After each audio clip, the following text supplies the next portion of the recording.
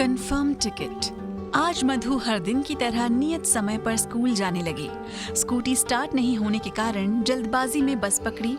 Stand पर भीड़ भाड़ थोड़ी ज्यादा ही थी, लेकिन थोड़े ही परिश्रम से उसे सीट मिल ही गई। सवारियों का आना उसके बाद भी जारी रहा। मधु मैडम के बगल वाली सीट पर एक वृद्ध महिला, जिसकी उम्र तकरीबन 70 से ऊपर रही होगी, अपनी लकड़ी टेकते हुए मधु मैडम के बगल वाली सीट पर बैठ गई। बस चलने ही वाली थी कि इतनी देर में एक लड़का, जिसकी दाढ़ी मूंछ ठीक से आना शुरू हुई थी, जोर जोर से उस वृद्ध महिला पर चिल्लाने लगा। तुम्हारी हिम्मत कैसे हुई मेरी सीट पर बैठने की?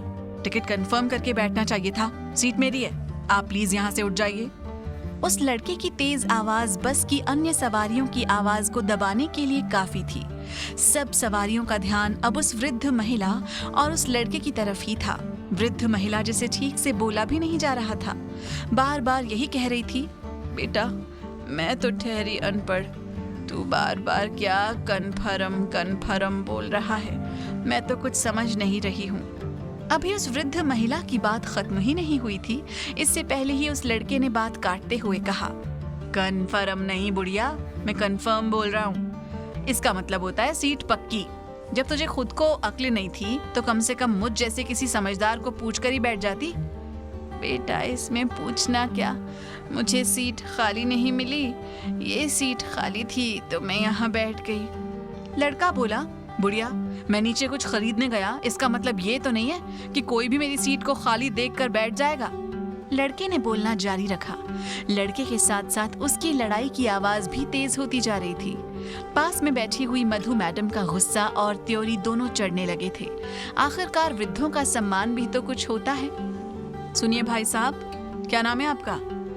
ये तो कोई तरीका नहीं हुआ आपका किसी वृद्ध महिला से बात करने का। जब इन्हें नहीं पता था तो बैठ गईं। उसमें कौन सा गुनाह कर दिया? तुम्हारी मम्मी, बहन, बुआ, बेटी भी बस में सफर कर सकती हैं। ईश्वर न करे उनके पास भी टिकट नहीं हो तो तुम क्या करोगे? लड़का, जिसका गुस्सा ठंडा नहीं हुआ था, तपाक से जवाब देते हुए बोला, राजवीर के घर वाले बिना टिकट कंफर्म बस में नहीं बैठते, और टिकट कंफर्म हो तो कंफर्म सीट से उठाएगा कौन? फिर भी भाई साहब, मान लो अगर सवारी इतनी हो कि वेटिंग में भी नंबर नहीं आए तो क्या करोगे? भाई साहब आप समझदार हो, पढ़े लिखे हो, आप ही ऐसा करोगे तो एक समझदार और एक जाहिल अनपढ़ में अंतर क्या रहेगा?